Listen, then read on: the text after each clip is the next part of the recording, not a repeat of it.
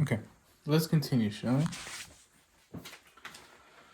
Question 30 is a gas problem. So a gas mixture of 52 grams. This is our total. 52 grams total is 42.8% CCl4 and 57.2% xenon gas. Okay? And it says, what is it? The volume is like 10.6 liters. And the temperature is 350.15 Kelvin. Okay, so this should tell you you're going to be using Pevner at some point. But this, right, is interesting. So A, find mass. Find mass of each gas. Find mass of each gas. When you see something like this, you have a total, you have some percentages, you can get some grams. So for the mass of CCl4, it's going to be 52.0 grams. That's total, right? Times 0.428, 22.3 grams. This comes from our percentage, and this is total. This is mass total. Right? And so the mass of MCCl4 is this guy. And then the mass of xenon is also pretty similar. But, obviously the numbers are a little different. 29.7 grams. Okay? That's A. Part B is what's the partial pressure of CCl4. Now the way they recommend is actually a little faster than the way I would have done it. But it's significantly faster. So you're looking for the pressure of CCl4. Okay? One thing you could have done, the way I would have done it, it's larger, so you have grams of your gases, you'd find the moles of gases. You then create your mole fractions. Then using this guy, using Pevner, we would add the moles of both of these guys, and then do Pevner to find the pressure total, and then I would do the X of CCl4 times pressure total. And so remember, this is the mole fraction, and then I'd find that. That would work. Much more work though. What they recommend is just straight up, remember how I said about how this can be manipulated? Right, so moles is just mass over molar weight. So we could just do this. Pressure of CCl4, volume equals the mass of CCl4, the molar weight, or the molar mass of CCl4, times R times T. And that's definitely possible from what we got. So then the pressure of CCl4 equals, the mass of CCl4 is 22.3 grams. The molar weight is something I don't know off the top of my head. Right, so this is this fraction times 0.08206 times 350.15 Kelvin divided by the whole volume, which is what, 10.60. So then the partial pressure of CCl4 is 0.393 atm. Okay. I hope that all makes sense to you guys. And then the next question, part C, is find the partial pressure of xenon, which you can do the exact same way. Right? I will only go up to this part. So for part C, so for xenon, so the partial pressure of xenon equals, what is it, 29.7 grams of xenon. I don't know what xenon's molar mass is. 131.29 grams of xenon. This is always going to be the same, A2O6 The temperature is also the same, 350.15. Divide that by the total volume again, which is 10.60. Will give you a pressure of xenon of 0.613 atm. Really cool though. If you add these two together, you'll get basically 0.1 atm. It's kind of cool. Anyway, so does that make sense? I hope this makes sense. This is for part B. That's for part C. And then this is A. So it's a relatively straightforward problem. Just knowing how to manipulate PEEBNER to help you out. Like I said, you could have also done my way, which you would have found. I erased it. Which you would have found the mole fraction and the pressure total. You couldn't have done that. Alright, so I'm going to skip question 30, 31 for later, when I have a little bit more time. I'll do that like tonight or tomorrow morning. And so this is what we have so far. So I'm going to erase this. I'll give you a quick look at it, make sure that makes sense. The last two problems for this video we're going to do is 32 and 33, which aren't too bad. And then tonight I'll do 30 and 31. Okay, cool. Okay, that makes sense.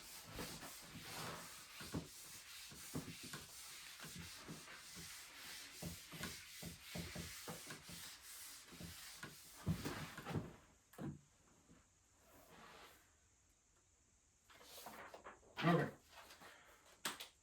Number 32 is worth the least amount of points, but it is probably the easiest.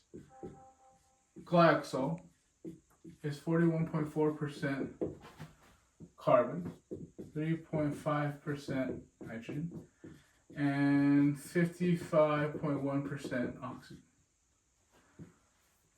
What's empirical formula? Okay, so because these percents are out of 100, you can just straight up write down the number. So you have 41.4 grams, 41.4 grams of carbon, 3.5 grams of hydrogen, and 55.1 grams of oxygen. Okay. Now you need to go from these grams of stuff to these moles of these exact same stuff. So how do you go from grams to moles? You do the molar mass, right? And you're going to get a number here. 1 mole, and this is 1.008 grams. And then this one is 16. 1 mole of oxygen gives us 16 grams of oxygen. This is a certain number there. You're going to get 3.45, 3.5, 3.44. Moles, moles, moles. So this moles of carbon, this moles of hydrogen, moles of oxygen. Right? Now when you finally get to this mole part, that's where you can actually go and divide by the smallest one. In this case it was 3.44, 3.44, 3.44. And what you realize is these numbers are going to be very close to 1, 1, 1. CHO. So you want to make sure that these are the lowest common multiple. 1 is the lowest common. And then you want to make sure that there's no decimals, in which case there's no decimals here. So one, I'd say make sure no decimals.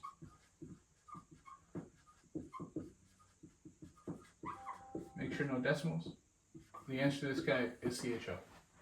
Glyoxal is CHO. Okay, that's question 32. Go ahead and take a look at that. Make sure that all makes sense.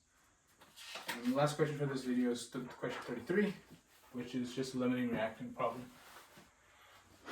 So look at that, and then we'll go.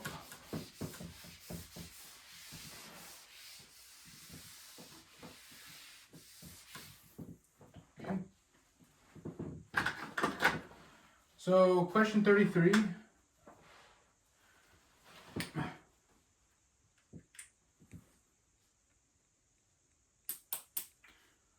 Question 33 starts off with 2 moles of magnesium solid plus 2 moles of carbon sulfate. Is it? Yeah. Gives plus some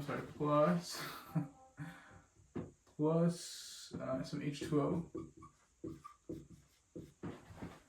Gives us 2 moles of magnesium sulfate plus C2O solid plus some H2 gas. So this is a whole big thing, right? The question A, how many liters of hydrogen gas are expected to be produced when 0.5 grams is added to some solution of this guy? These two guys are added there. Consider the hydrogen gas to be pressure. Okay, so we're looking. So we start off with two reactants. My bad. And we're going to a product. Immediately, when you see two products, two reactants plus a product, two recs plus a prod, you have to find limiting reactant, right? And so what I would just do, right, is just do both of them. So, so we want to find out how much magnesium can get to hydrogen and how much of this copper sulfate can go to this hydrogen. I want to make sure it's copper sulfate. Yes, it is. Okay, so we start off with 0.50 grams of magnesium. So how do you go from grams of magnesium to moles of magnesium? 24.31 grams, 1 mole of magnesium. And now we just do this guy. There are 2 moles of magnesium and 1 mole of H2. And I'm going to stop at moles, and I'll tell you why.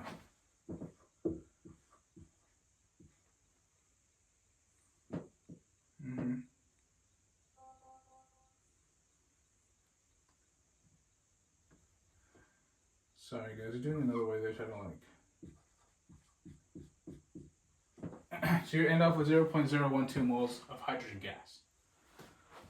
Does that read out pretty nicely? It's a little small. Let me make that a little bigger. What is it? 0.50 grams of magnesium times 24.31 grams of magnesium and 1 mole of magnesium. And then 1 mole of magnesium, there's 2 moles of magnesium and 1 mole of hydrogen gas. This gives me 0.01 moles of hydrogen gas. And I'll explain why we stopped at moles and then go to grams. And the next thing is the other reactant. We have not determined which one's the living reactant. And so in this case, it gives us 250 mils times a 0.3 mole solution of copper sulfate. Okay. So I don't like going into decimals, so I like keeping them as whole numbers, so I keep them there. So now we have moles of copper sulfate. So there's 2 moles of copper sulfate for 1 mole of hydrogen gas again. And we're going to get a number there. I do not believe this number is calculated. But how I'm going to do it, I need that calculated.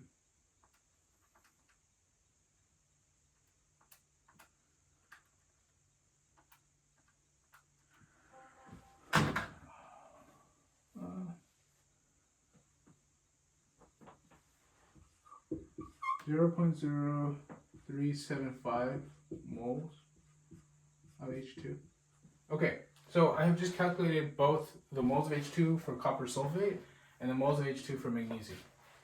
In this case, this one's a smaller one, so magnesium is the reactant. Not only that, though, we have already found the moles of hydrogen. So the problem, if you keep reading, it tells us consider the hydrogen gas to be a pressure of 1 atm and a temperature of 25 degrees Celsius. Right? When you see these two, you should immediately think of Piebner, right? And so the reason why I kept it at moles is because we needed the moles there. Okay? So it's asking how many liters of hydrogen gas are being expected. So we're looking for liters, we're looking for V. So pressure, 1 atm. V, we don't know. And we just found out. R, we always know. And then temperature is 298 Kelvin.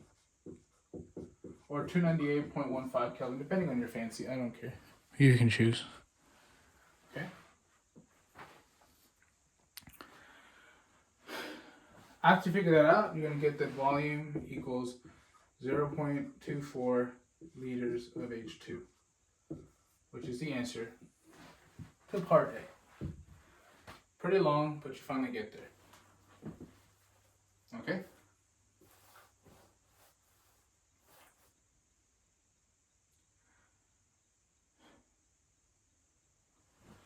Okay, so I'll let you look at that real quick. And finally, for the last part of this whole exam is a relatively fun question, I guess. I think it's a relatively easy question. Is it tell you how much, so B, grams of CO2 solids produced. How many grams are produced? How do you do this? Is we've already determined, so magnesium is a limiting reactant. And we've already determined this. Reactant. Right, we already determined that. So because it's a limiting reactant, all we gotta do is go back to the 0.50 grams of magnesium and then go to the grams of copper oxide. Okay. That's actually a very similar calculation. So, it's 0.50 grams of magnesium. We need the molar mass, which is 24.31 grams of 1 mole of magnesium. Okay. Then we look at the 1-to-1 ratio. So there's 2 moles of magnesium in 1 mole of copper oxide. Okay, and then in 1 mole of copper oxide, there's a certain amount of grams. The molar mass, there's 143 grams of copper oxide. Right? They go from grams of a reactant to grams of a product. And that's going to give you a final answer of 1.5 grams of copper oxide, which is the answer. All right, everyone. Make sure you get a look at that. I will post more videos as they come out. It's just, I can't upload too many videos at one time because YouTube, I guess, gets very slow. So, but yeah, and I'll come out with the other two with the 2 videos. I'm going to make 2 videos for questions 30 and 31. Awesome. So thank you guys. Good luck, and I'll catch y'all later.